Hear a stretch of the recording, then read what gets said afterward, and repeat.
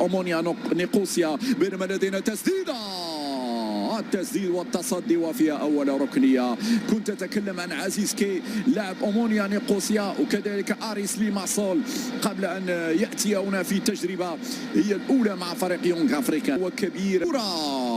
والتصدي من حارس المرمى لا زالت هنا مالي فيتا تمشي كرة مراوغة فيها خطأ، فيها خطأ، نعم فيها خطأ في يديلتنا، فيها خطأ في يديلتنا. لا ننسى أيضا اللاعب موسوندا. أنا حاولت أن أقربكم من كذلك كاميسوكو ضعيفة سهلة. الريال باماكو المرور، هل يكون التعادل؟ التعادل ممكن جول، ممكن جول، ممكن جول، ممكن جول. نعم الهدف الأول، الهدف الأول لم يتأخر عن طريق اللاعب الكونغولي مايلي أمامنا على الصورة.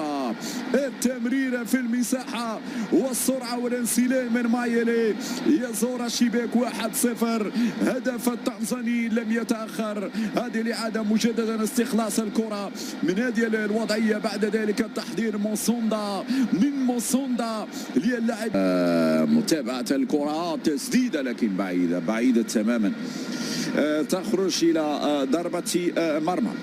باماكو تمريرة ممتازة الآن، تمريرة ممتازة في عرضية لعناصر فريق يونغ أفريكانس على القائمة الثانية. المتابعة كانت متأخرة بعد الشيء لكن ممكن التسديدة ولكن ديارة في المكان المناسب.